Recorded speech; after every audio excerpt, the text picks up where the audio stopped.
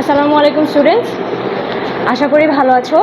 দেখো, লাস্ট ক্লাসে আমরা পড়েছিলাম কি ট্রান্সফরমেশনের অ্যাসার্টিভ থেকে নেগেটিভ, অর্থাৎ অ্যাফার্মেটিভ থেকে নেগেটিভ।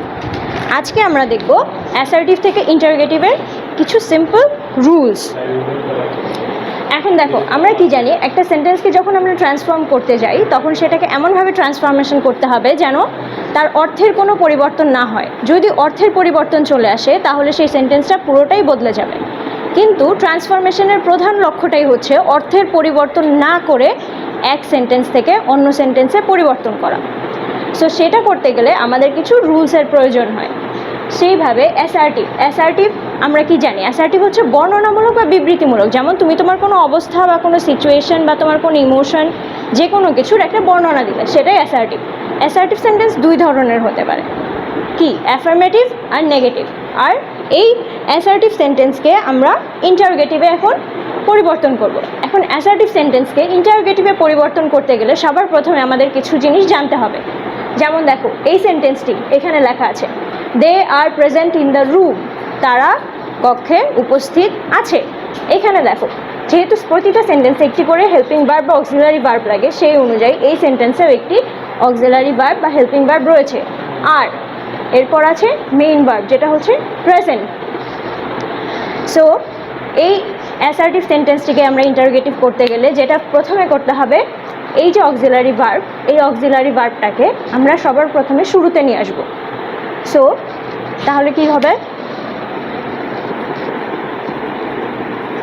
আর আরেকটা জিনিস দেখো, এই সেন্টেন্সটি আমাদের দেখতে হবে অ্যাসার্টিভ সেন্টেন্সের কোন ফর্মে আছে। অ্যাসার্টিভ সেন্টেন্সের অ্যাফার্মেটিভ না নেগেটিভ। দেখো, দে আর প্রেজেন্ট ইন দ্য রুম, তারা কক্ষে উপস্থিত আছে। তো আমরা দেখলাম এই সেন্টেন্সটি অ্যাফার্মেটিভে আছে, অর্থাৎ হা বোধকে।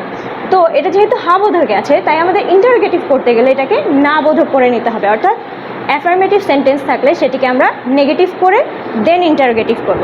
আর কিন্তু যদি এখানে যদি এখানে নেগেটিভ থাকতো, তাহলে ইন্টারোগেটিভ করার সময় আমরা সেটিকে অ্যাফার্মেটিভ করে তবে ইন্টারোগেটিভ করতাম। তাহলে এখানে যেহেতু আর, তাহলে আমরা এটিকে নেগেটিভ করতে গেলে কি করব, একটি নট ব্যবহার করব। আর নট, সেটা তুমি পুরোটাও লিখতে পারো, কোনো সমস্যা নেই। কিন্তু বর্তমানের নিয়ম অনুযায়ী আরএন এইটাই ভালো। লিখতে গেলে ফুল ফর্ম বা শর্ট ফর্ম দুইটাই ইউজ করা যায়, but this one is most preferable. তাহলে দেখো, আমরা ফার্স্টে কী করলাম, অক্সিলারি ভার্বটাকে প্রথমে নিয়ে আসলাম, এরপর বাকি যে অংশ ছিল সেটাকে আমরা বসাবো। তো এরপর কি আছে, সাবজেক্টটা ছিল দে, আরএন দে। এখন মেইন ওয়ার্ডটা কি, এই সেন্টেন্সের মেইন ওয়ার্ডটা আমরা দেখি। এই সেন্টেন্সের মেইন ওয়ার্ড উপস্থিত, তারা রুমে উপস্থিত আছে। সো এই উপস্থিতের এখন আমরা কি করব, এটার যে বিপরীত শব্দটা থাকবে সেই বিপরীত শব্দটা আমরা এখানে নিয়ে আসব। ঠিক আছে, তাহলে আরএন দে,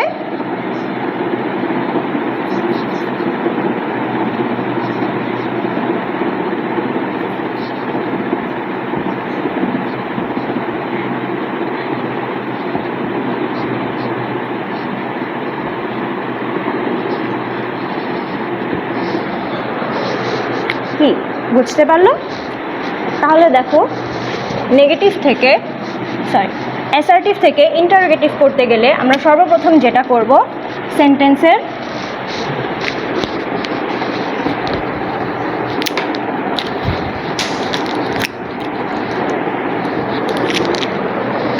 সেন্টেন্সের auxiliary verb am, is, are, was, were,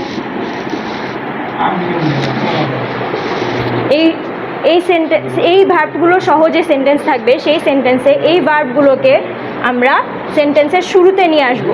so assertive সেন্টেন্সকে interrogative করতে গেলে অক্সিলারি ভার্ব যে থাকবে সেন্টেন্সে, সেই ভার্বগুলোকে আমরা সেন্টেন্সের শুরুতে নিয়ে আসব।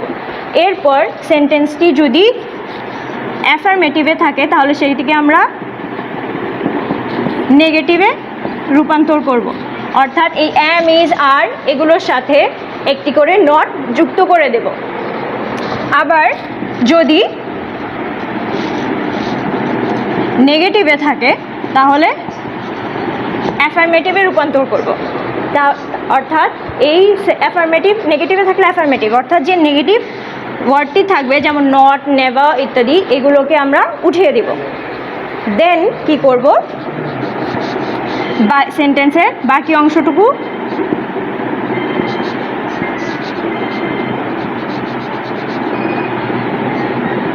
যা থাকবে তাই বসাবো। এবং সবচাইতে গুরুত্বপূর্ণ অংশ, যেটা তোমরা সাধারণত অনেকেই ভুল করো বা ভুলে যাও, সেটি হচ্ছে এই কোশ্চেন মার্ক। কোশ্চেন মার্কটি ভুলে গেলে হবে না। তোমার সেন্টেন্সের পুরো স্ট্রাকচারও যদি ঠিক হয়, কিন্তু এই কোশ্চেন মার্ক যদি না থাকে ইন্টারোগেটিভ সেন্টেন্সের শেষে, তাহলে সেন্টেন্সটি ভুল। শুধুমাত্র এই একটি চিহ্নের কারণে তোমার পুরো মার্কসটা কাটা যেতে পারে। সো এই দিকে খুব ভালো করে খেয়াল রাখতে হবে, ঠিক আছে? তো আমরা দেখলাম এম, ইজ, আর অর্থাৎ অক্সিলারি বা হেল্পিং ভার্ব সহ সেন্টেন্সকে কীভাবে অ্যাসার্টিভ থেকে ইন্টারোগেটিভ করব। কিন্তু যদি সেই সেন্টেন্সে কোনো হেল্পিং ভার্ব বা অক্সিলারি ভার্ব না থাকে, সেই ক্ষেত্রে আমরা কি করব? যেমন এই সেন্টেন্সটি,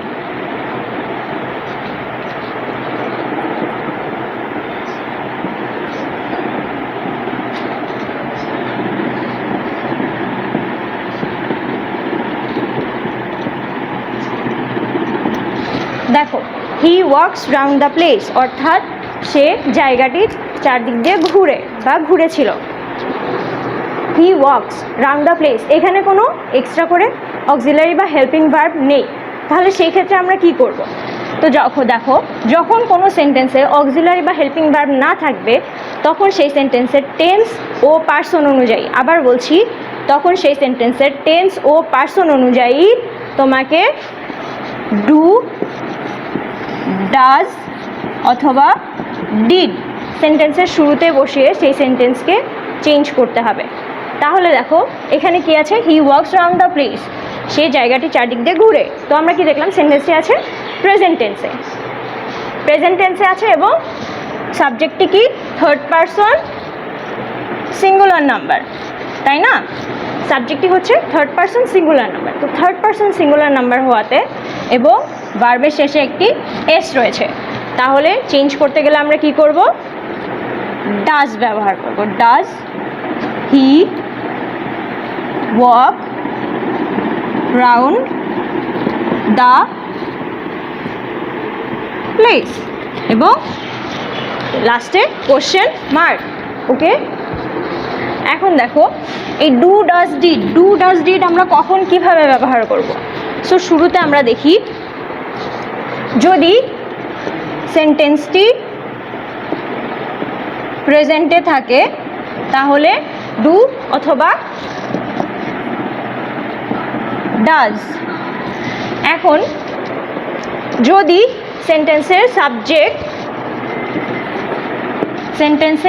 সাবজেক্ট কি থাকে, ফার্স্ট পারসন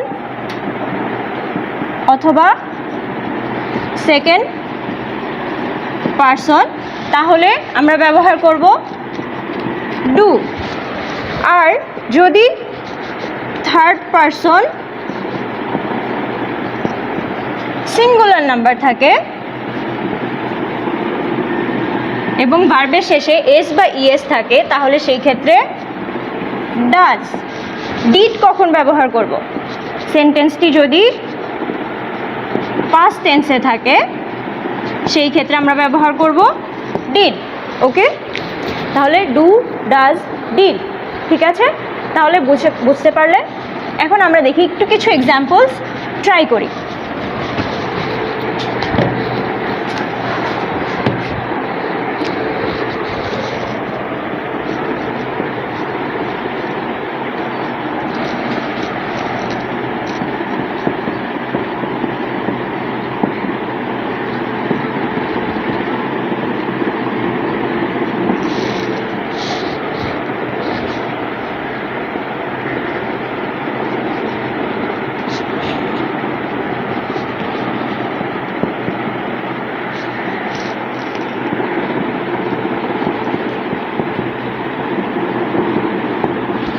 দেখো এখানে দুটো সেন্টেন্স লিখেছি। একটা I was listening to music, আরেকটা হচ্ছে they are going on a picnic. So দুইটা সেন্টেন্সই কী আছে, একটা আছে পাস্টে, একটা আছে প্রেজেন্টে। তো এর আগে যে নিয়মটি বললাম সেই নিয়ম অনুযায়ী একটু ভিডিওটি পজ করে নিজেরা চেষ্টা করো, তারপর রিজিউম করে অ্যান্সারটি দেখে নাও। আমি অ্যান্সারটি বলে দিচ্ছি। ওয়াজ আর সেন্টেন্সটি কিসে আছে, সেন্টেন্সটি রয়েছে অ্যাফার্মেটিভে। তাহলে আমরা কি করব, was, wasn't I listening to music, আমি কি গান শুনছিলাম না? ঠিক আছে, দেখো সেন্টেন্সের অর্থটা একই রইল, কিন্তু কোশ্চেন হয়ে গেল। অর্থাৎ সেন্টেন্সের অর্থ একই রেখে আমরা একটি অ্যাসার্টিভ সেন্টেন্সকে ইন্টারোগেটিভ করে ফেললাম। এর পরের সেন্টেন্সটি দেখো, এখানে ভার্ব হচ্ছে আর, তাহলে aren't they going on a picnic, লাস্টে কোশ্চেন মার্ক। ঠিক আছে, এখন আমরা একটু দেখি নেগেটিভ সেন্টেন্সকে কি করব।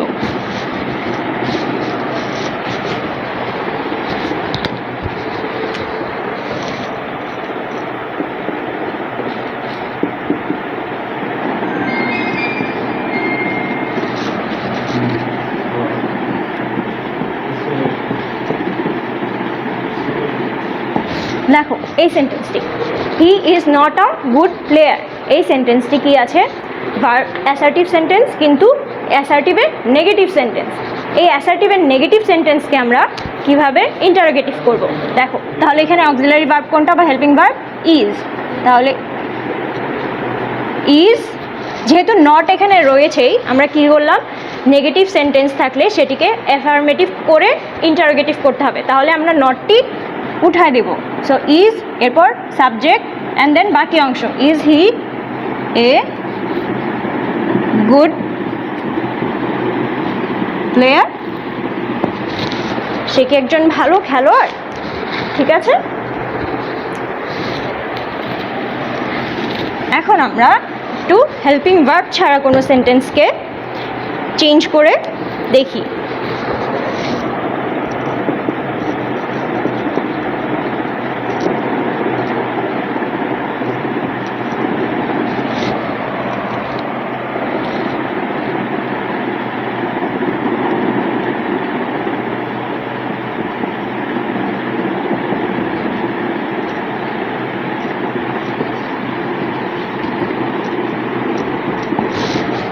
হি ড্রজ পোর্ট্রেট ভেরি ওয়েল, পোর্ট্রেট মানে কি, এই পোর্ট্রেট মানে হচ্ছে কারো নিজের চিত্র আঁকানো, অর্থাৎ কোনো মানুষ বা কোনো বস্তুর যে ছবি আঁকানো হয় সেটাই হচ্ছে পোর্ট্রেট। সো দেখো এখানে কিন্তু কোনো এক্সট্রা হেল্পিং ভার্ব বা অক্সিলারি ভার্ব নেই। তাহলে আমরা কি করব, ওই যে দেখলাম আগের নিয়ম অনুযায়ী ডু, ডাজ বা ডিড। তাহলে সেন্টেন্সটি কোন টেন্সে আসে, হি ড্রজ পোর্ট্রেট ভেরি ওয়েল, সে ছবি খুব ভালো আঁকে। এটি আমরা দেখলাম প্রেজেন্ট টেন্সে রয়েছে। যেহেতু প্রেজেন্ট টেন্সে আছে এবং ড্রজ কি ভার্বের শেষে এস রয়েছে আর থার্ড পারসন সিঙ্গুলার নাম্বার, তাহলে কি ব্যবহার হবে, ডু ডাজের মাঝে does, does he draw portrait very well, does he draw portrait very well. ঠিক আছে, এটা গেল প্রেজেন্ট টেন্সের হেল্পিং ভার্ব ছাড়া সেন্টেন্স। এখন আমরা একটু দেখি পাস্ট টেন্স হলে কি করব।